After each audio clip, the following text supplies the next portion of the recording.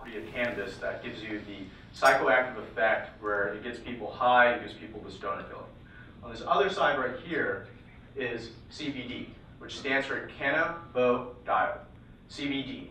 CBD has the medicinal compound of cannabis that has been shown by scientific research by US institutions that has shown proven proof that it's been able to help anxiety, stress, PTSD, epilepsy, and also arthritis. And it's important to know that CBD does not get you high at all. And this is one of the key things that we're talking about today, is that this stigma of cannabis, of people using it to get high, is just not true with CBD. So how many people here know that come January 1st, California is going to legalize adult use cannabis? Fair amount of people. So a lot of Californians have a lot of questions about this. And there's a lot of concerns about, what about the children? Will people be getting high and getting on the road? Will there be an increase in criminal activity? And some of you will be thinking, will I finally be able to relive my Woodstock days? I understand these are important questions that people are having in California. This is a topic that people have strong emotional ties to. Whether people feel like cannabis is detrimental to society, or people have had a positive effect of the plant, it's really important that we understand how did we get here. So in 2014, we had 16 states that approved some type of cannabis use, whether it was adult use, medicinal, or CBD only. In 2015, that number went to 34. In 2016, that number is now 38. And today, in 2017, 43 states in the United States have some form of cannabis laws in use. That's 95% of the population in the United States lives in some type of state that has some types of cannabis. Let's look at that again. Just look at the amount of growth in just 3 years.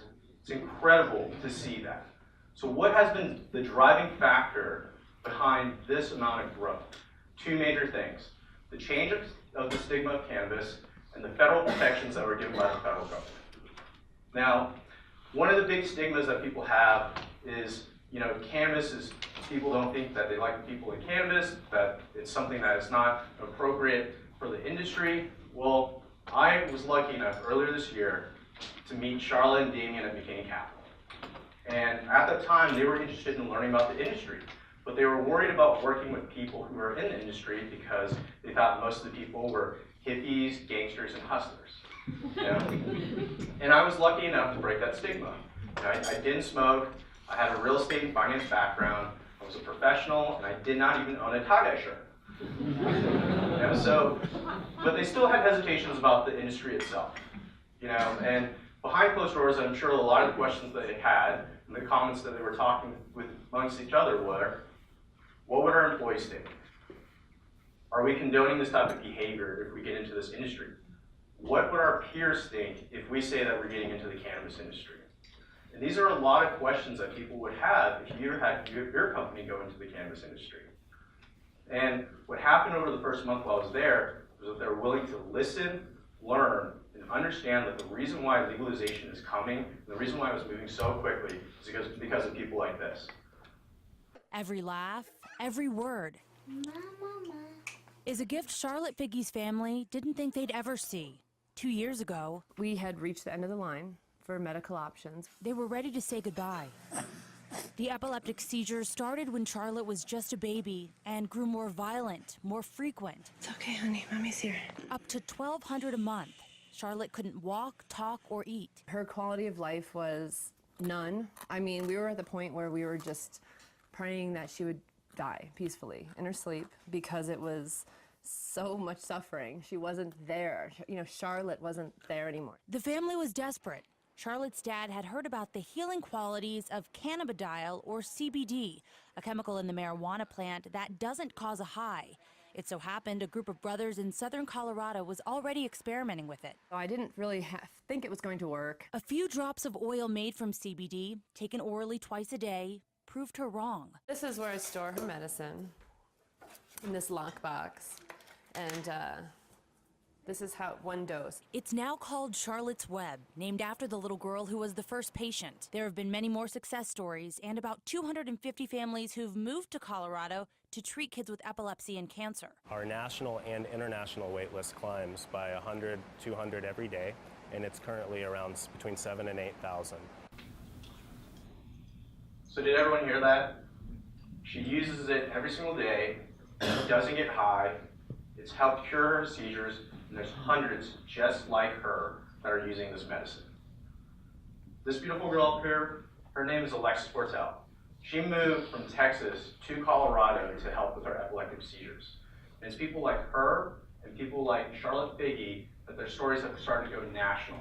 And those stories have really changed the stigma of cannabis, that people are starting to learn that there's some really powerful medicinal benefits of CBD cannabis.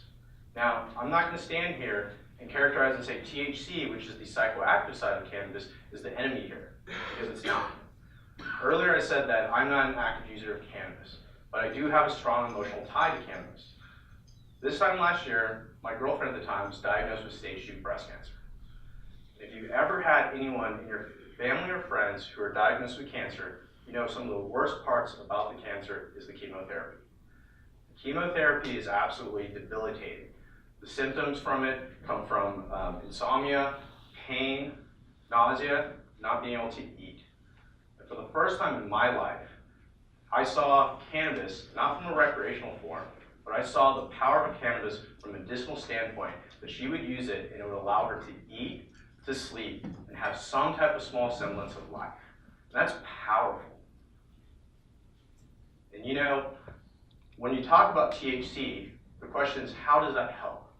Well, there's research that's come out of Canada, from Israel, and from the United States that have proven that the THC compound has helped exactly with those symptoms, with nausea, appetite loss, and when we talked about before about the psychoactive, the getting high feeling, well, because of chronic pain, you're able to disassociate yourself away from the pain. And this is why you hear people talk about this is the cure for the opioid crisis, because it's different than the nerve cell blockers. It just allows people to disassociate themselves away from the pain.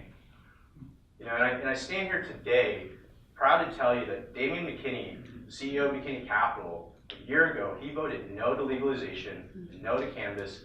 He is now an advocate for cannabis because of stories like this. And he is not the only one. 64% of Americans are now for legalization, and 85% are in favor of medical cannabis use, according to the Gallup poll. Because of this change in the stigma, the federal government had to make some types of protections for the types of people who use cannabis. There's two main protections that the federal government have given to people in the cannabis industry. One is the Cole Memo, and the other is the Rohrabacher Act. The Cole Memo stated that states that have a robust regulatory framework that regulated cannabis, they would not intervene.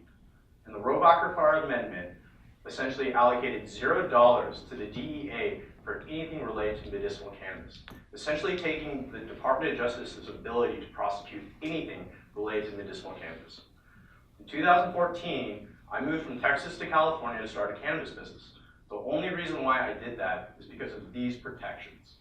I knew that the probability of federal intervention was reduced significantly because of these protections. And for the first time, you started seeing entrepreneurs, high-level corporate people leave their jobs to become cannabis entrepreneurs. And with that growth, you can see here, how big is the cannabis industry? In 2020, the cannabis industry is expected to top over $20 billion. That is larger than the organic food, craft beer, and wine market combined. There will be more revenue generated in cannabis than the NFL itself. Now, if you see here, in this graph, in 2018, there's an exponential growth. The reason why is that's because California is now legalizing cannabis. California's sales next year is expected to top over $6 billion. If you look at that chart, that means that 50% of the entire United States' cannabis revenue will be generated in this state alone. And that's a staggering figure to know. Forbes has projected by 2020 there will be more jobs created in the cannabis industry than there will be created in the manufacturing sector. Forbes also showed that in 2016, gross sales topped over $7 billion and grew annually by 30%. To put in perspective how large that growth rate is, that growth rate is actually larger than the dot-com era. During the dot-com boom, we saw growth around 23%. That's a staggering figure considering that we're in the very, very early stages of this industry. So what does all of this mean for me as a Californian? How will legalization affect me? Well, we look no further than the reasons why California legalized cannabis. And one of the biggest reasons why is because of the taxes. And we look to a state like Colorado. This town of 5,300 is generating $1.4 million in sales tax revenue from pot.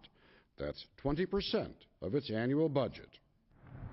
Money for repaving 12 miles of streets.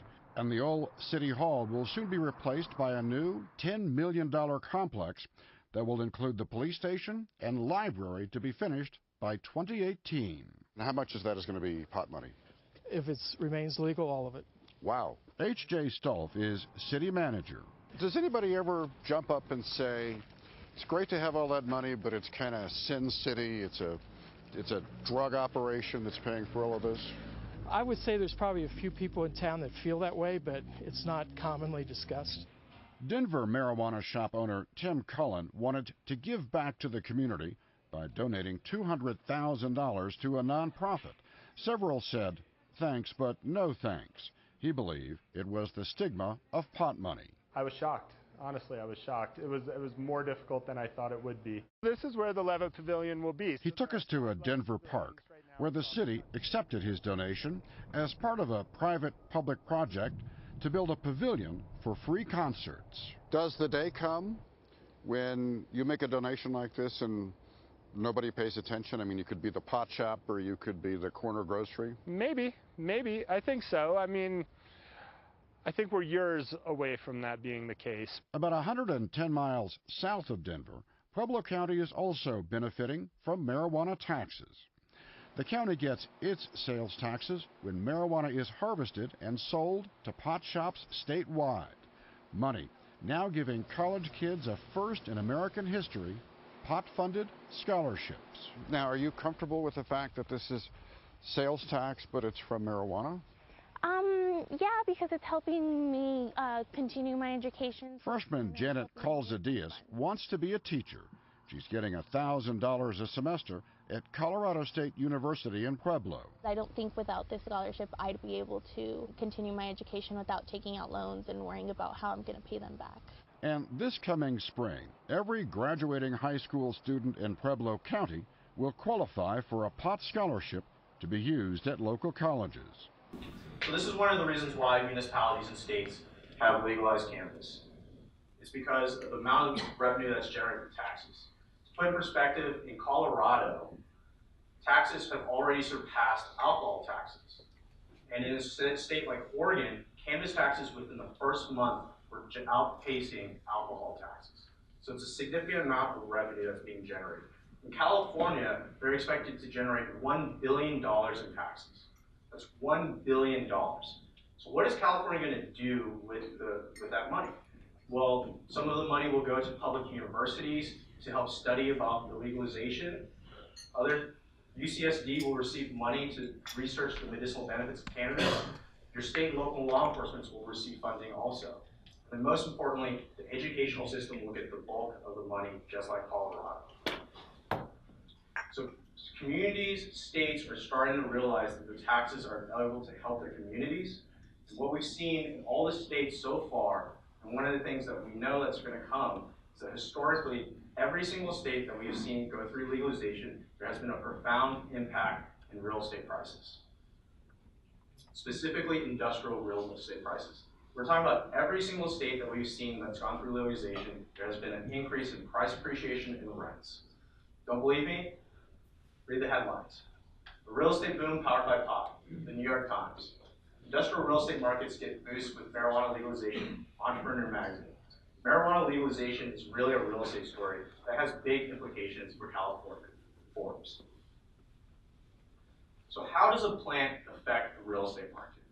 Well, cannabis companies are forced to pay 2 to 3 times above market rent due to strict zoning regulations and a limited supply of real estate that they can purchase. In 2009 to 2014, CBRE research saw that 1 out of every 3 new industrial client was a cannabis operator. And that decreased vacancies during that time period from 7.5% to 3.7% during that time period. That's directly contributed to the amount of cannabis operators that are entering into the market. In a state like Oregon that legalized in 2015, from 2015 to 2017, prices appreciated by 47% during that 2-year period. In Colorado, we saw 44% price appreciation from 2014 to 2016. Cannabis companies are coming in there and they're snatching up all the available real estate that is available due to the fact that this is the fastest growing industry in the United States. There's a lot of ancillary businesses that are needed to support this industry. It's driving up values significantly. Now, my talk here today, my goal is not for you guys to change your view and have a positive view of cannabis. What I wanted to do is that I wanted to ask everyone that as you hear the word cannabis, you change the way your thought process, that you just listen, learn, and understand the reason why it is around us today and why it will be part of our life going forward. Thank you so much.